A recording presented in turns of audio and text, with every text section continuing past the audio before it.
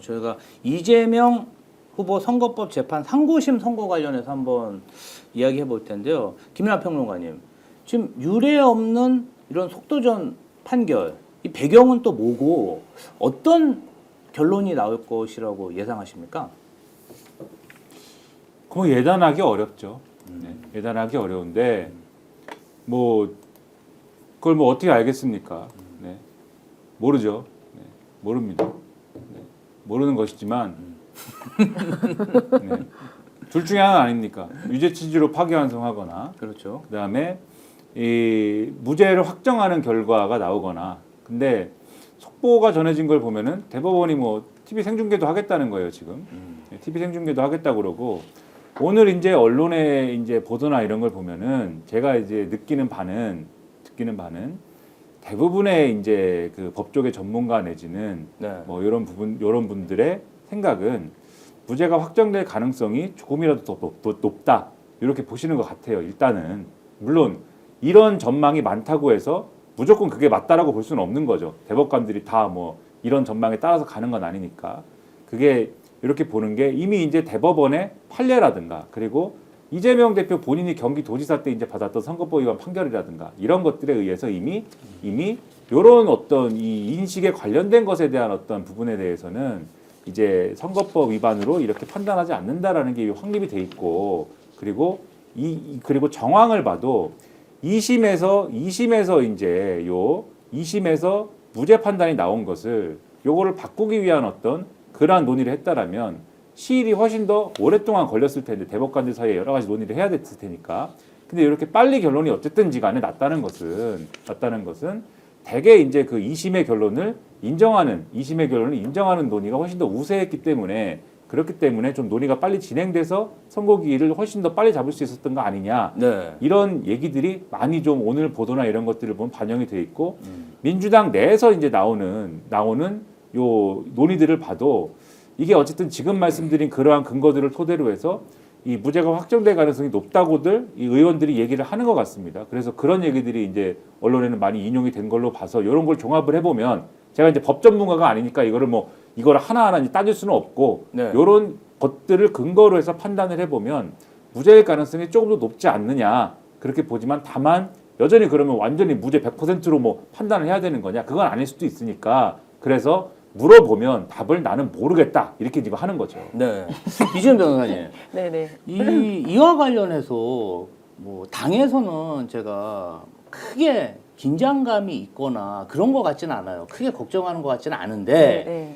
지지자들은 과거에 이제 윤석열 구속 취소가 있다 뒤통수 맞은 게 보니까 너무 굉장히 많죠. 당원들이 걱정을 많이 하고 있어요. 네, 네. 그래서 민주당의 입장이나 민주당 분위기는 어떤 겁니까? 민주당 분위기는 여기 이제 법률가들이 많잖아요. 네. 그러다 보니까 굉장히 겉으로는 조심스러워하면서 이렇게 막 낙관하는 것처럼 보이지 않으려고 노력하나 사실 내부적으로는 이거는 상고 기각일 것이다, 무죄 확정일 것이라는 가능성을 굉장히 높게 생각을 하고 있습니다. 아까 굉장히 설명 잘 해주셨는데요. 상고 기각이 무죄 확정이거든요. 그거 말고는 유죄 취지의 파기환송밖에 없는데 이게 2심 판결문 너무 꼼꼼하고 자세하게 잘 써놨어요. 이걸 뒤집기가 힘든데 이 12명이 다 뒤집은 거는 굉장히 힘든데 그렇다면 만약에 갈라진다면 다수 의견과 소수 의견을 또 써야 되거든요. 이러는데 시간이 많이 걸려요. 근데 내일까지 도저히 끝낼 수가 없는 거죠. 그렇다면 저기 하나밖에 없다고 봐요. 저는 그렇게 선거기가. 이제 네.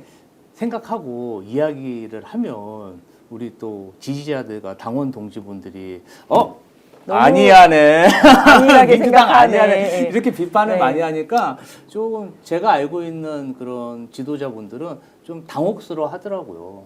또 지금 재판 과정에서 민주당에서 어떻게 할 수 있는 방법은 없잖아요. 네, 네. 판결을 지금 기다리고 있는 부분이니까 정치의 시간, 대선의 시간에 사법이 들어오니까 개입하지 마라. 예, 네. 이 전 부분에 전 대해서 대표님 계속 끙끙대세요. 얘기하고 싶어서. 네, 전 대표님. 아니 얘기하고 싶은 게 아니고 네네. 이제 사실관계 정리를 좀 이제 이렇게 하면은 일단 파기 재판을 하더라도 대책은 있다.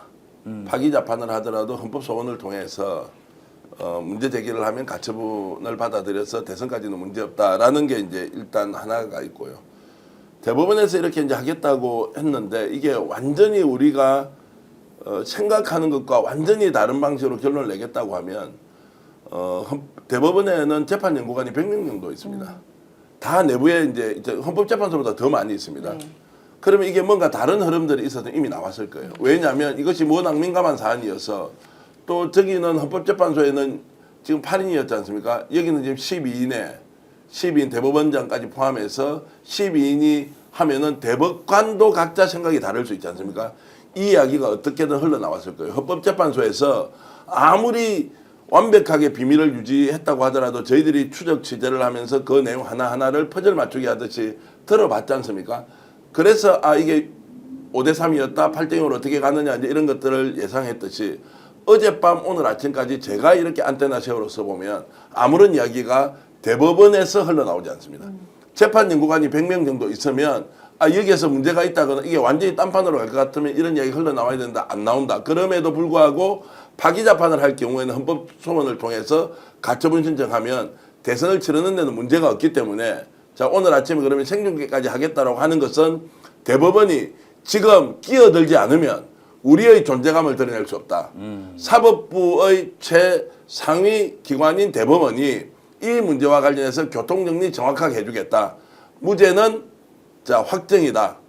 두 번째 대선 기간에 형사소추와 관련된 부분이 안 된다고 하는 헌법 제84조를 어떻게 해석을 할 것이냐 라는 부분에 대한 의견도 내놓을 수가 있고요. 자 그러면서 본인들이 대한민국 사법부의 최고기관이라는 것을 증명도 하면서 우리의 존재감도 드러내는 것. 그러면 결론은 뭐냐? 바뀔 게 없는데 본인들이 이 판에 끼어들어서 국민들 앞에 신뢰를 요만큼이라도 회복하는 조치를 하기에는 이보다 더 좋은 시점은 없다라고 저는 정리를 하겠습니다. 예. 하여튼 사법 이 정치의 시간에 사법이 왜 들어오는지 저는 좀 유감이고요. 마지막으로 요거 하나 우리 정기환 대표님한테 한번 여쭤보겠습니다. 지금 한덕수 캠프가 나경원 의원의 캠프 사무실을 인수해서 입주를 시작했다. 이런 소식이 들리는데요. 사실 민주당 관행으로 보면은 어떤 후보의 사무실을 인수한다는 것 자체는 인수당한 후보가 인수한 후보를 지지한다는 의미도 있거든요. 그런데 사실은 나경원 후보가 경선을 치른 후보잖아요. 그럼 경선 후보들한테 사무실을 넘기면 굉장히 자연스러워요.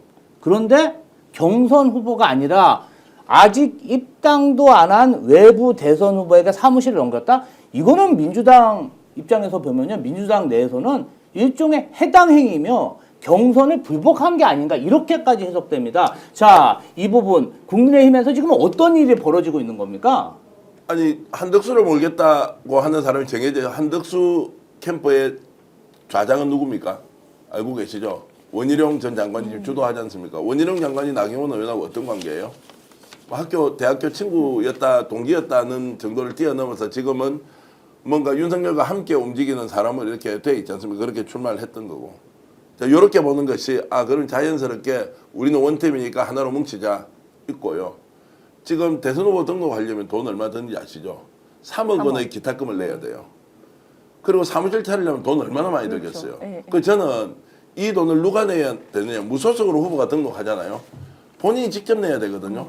한덕수 그런 돈을 자기가 정말 낼까 아닐까 잘 모르겠어요. 그래서 여러 가지 경제적인 부분도 고려를 하자면 쓰던 사무실 그대로 받아 쓰는 것이 나쁘지 않을 거죠. 따로 차리려면 얼마나 많은 비용이 들겠습니까? 그러면 요 정도로 쓰겠다고 했으면 원래부터 나경원 후보가 사인에 들어오지 않고 떨어졌을 때부터 야 이쪽 있으니까 준비하고 있으면 우리가 쓰자라고 사전에 약조될 가능성이 있고요.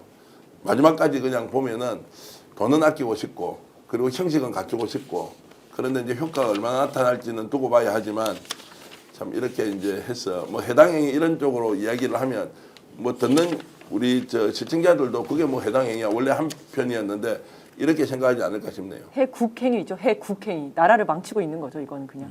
아니 근데 물론 사무실을 인수하더라도 선거법상 뭐 비용은 다 일할로 계산해서 지불해야 되는데 사실 뭐 저희는 정당인 정치 결사체로서 경선에 참여한다는 것은 승복 그 결과에 대해서 승복하고 경선에 뽑혀진 후보를 내가 지지한다는 그런 의미가 있는 건데 아니 그 후보한테 사무실을 안 넘기고 어디 입당도 안 한 후보한테 사무실을 넘긴다는 것은 그 사람한테 도움을 주는 거잖아요. 그럼 당연히 해당 행위로 해석돼야 되지 않을까요? 그러면 좀 저는- 성의가 없어요 좀. 왜냐면은 예. 성의가 좀 있어야죠. 사무실도 좀 최선을 다해서 알아보고 풍수지리도 좀 보고 예? 거기 좀 이렇게 고사도 지내고 해야지. 원래 이 사무실 맨하탄 21이잖아요. 이 사무실이 네. 맨하탄 21 그 여의도에 그 거기는 잘 안 쓰는 사무실입니다. 네, 사실은 잘 안 가는데 예, 예. 주로 대합 빌딩, 그다음에 그 옆에 있는 뭐 용산 빌딩, 그다음에 그 건너편에 있는 극동 VIP 빌딩, 그 옆에 있는 대산 빌딩 이런 데 가잖아요. 그다음에 또 명당 자리 그 건너편에는 뭡니까? 아무튼 뭐 그런 데 가는데 맨하탄 있으면 잘 안 가는데 원래 처음에 여기 들어간 분이 오세훈입니다. 오세훈이 들어갔다가 오세훈이 이거를 드롭을 하잖아요. 나경원이 그거를 나경원이 물려받고 그거를 또 나경원이 이제 자기가 진출할 4강에 진출할 줄 알다가 이제 이게 안 되지 않습니까? 네. 그거를 지금 한덕수가 그러니까 이분들이 최소한의 성의가 없어요. 사무실은 알아봐야 될 거 아닙니까? 이런 식으로 물려받는 이런 일이고 그리고 이제 해국행위다라고 하셨는데 오늘 이 기사 나온 거 이런 걸 보면은 사실 한덕수를 어떻게든 한덕수의 좋은 어떤 이 환경을 만들기 위해서 이 윤석열 정권과 윤석열 정권의 이 쭉정이라고 하면 좀 그렇죠. 윤석열 정권의 이 잔당들이 무던히 애를 썼다라는 게 다 드러납니다. 미국의 장관이 얘기해 줬어요. 스콧 베선트라는 재무장관이 있죠. 이렇게 얘기를 했습니다.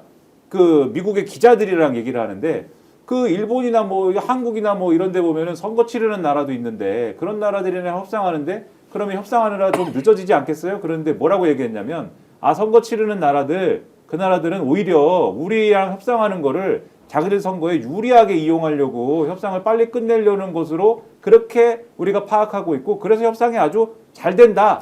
본인이 하고 있는 걸 얘기하는 거 아니에요 지금? 그렇죠. 그 얘기 누구 얘기입니까? 한덕수 한덕수 얘기잖아요. 얘기지. 그렇게 얘기를 하고 또 오늘 한겨레 보도를 보면은 김태호 씨 있지 않습니까? 네. 김태호 씨가 얼마 전에 미국에 갔다는 거예요. 미국에 가가지고 야 우리 주한미군하고 말이야 우리 한국하고 어떻게 잘해볼까 이런 전략을 짜고 그랬다는데 이 얘기도 다 뭡니까 결국은 김태호 씨 누구랑 좋은 그림 만들려고 이 얘기를 미국에 가서 막 하고 오늘 해군부 장관이 온다는 거 아니에요 미국에 이런 얘기가 다 뭐겠습니까? 그래서 근데 이런 얘기가 국익을 가지고 자기 출마하는데 좋은 얘기로 써먹으려고 하는 그 맥락에서 이루어지는 거잖아요. 그런 점에서 볼 때 이 사무실에 성의가 없는 그렇지. 것부터 시작해서 나라의 좋은 국익, 나라를 좋게 만들어야 되는 국익을 자기의 사익을 위해서 활용하는 거, 꼼꼼하게 활용하는 거. 여기서 저는 과거에 이명박의 냄새가 좀 난다. 정말 대통령 권한대행이라는 사람이 선거 사무실 알아보고 다니는 것 자체가 문제인 거죠. 그렇죠. 네. 사실은 말도 안 되죠. 심판이 지금 제가 좀 비꼬은 겁니다. 그 사무실에 성의가 없다라는 것은 그렇죠, 좀 그렇죠. 비꼬았습니다. 정말 여담이긴 한데 나경원은 적극적으로 사무실을 물려주려고 했을 겁니다. 왜냐하면 6월 3일까지 빌렸을 텐데 이게 짧게 빌리는 거기 때문에 엄청 비싸게 빌리는 거거든요. 누구한테 물려주지 않으면 빈 사무실로 본인이 돈 내야 되거든요. 아마 넘겼을 것이다. 네. 지금까지 지금 저한테 보내주는 속보나 이런 이제 검찰 수사 상황을 공유하는 이제 분이 몇 분 계신데요. 네. 지금 이게 김건희 집 지금 터는 것도 이게 예사롭지 않다. 건진과 관련된 돈 세탁 문제도 나올 거고요. 아까 제가 이제 잠깐 그리고 지금 뭐 가상화폐 이런 이야기도 있고 아까 저 뭐 관봉권 이런 거 있지 네네. 않습니까? 그다음에 기도비병으로 현금을 받는 게 있고 막 이게 넘어가면 요즘 하도 이제 고소고발에 대한 위협이 커서 말씀을 다 못 네. 드리는데 아마 이게 이제 지금 뭔가 큰 게이트가 터질 겁니다. 초대형 게이트가 열릴 수 있다라는 말씀을 제가 이제 먼저 좀 던져놓고요. 이거 반드시 민주당의 우리 이재명 변호사나 이런 분들이 나중에 특검 가야 돼요. 특검 가서 밝혀야 되고요.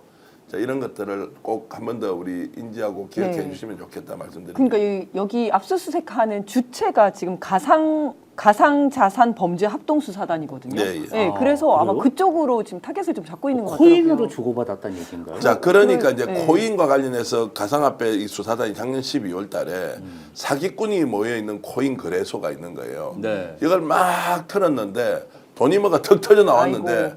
거기에 보니까 이게 이제 뭔가 내가 이름 이야기하면 안 돼요. 그렇지. 지금 우리 계속 얘기했던 네. 그 사람이 나오는 거예요. 아. 네. 야, 이거 뭐야 이거? 근데 이건 완전히 사기꾼 집단으로 바뀌어 버리는 거 네, 아니에요. 네. 이게 그냥 돈을 뇌물을 내가 뭐 몇천만 원 받는 게 받고 안 아니고. 받고 기도비가 아니고 네. 아예 이 돈을 가져와서 뻥튀기를 하는데 사기꾼 시장에서 가상화폐를 가지고 시세 조정을 했다. 이거 어디서 많이 본 거 아니에요? 지금 우리 뭐 조작 전문가들이 지금 하고 있는 네, 23억 번거 이런 거 있잖아요. 네. 무슨 패밀리네요, 이것도. 패밀리네. 그러니까요. 이게 건진을 그냥 보면 안 된다고. 건진이 지금 하고 있는 것은 이게 바깥의 어느 시장에서 완전 뻥튀기를 해가지고 그러면 가상화폐는 국내에서 돈이 없어도 되는 거 아니에요. 네, 그렇죠.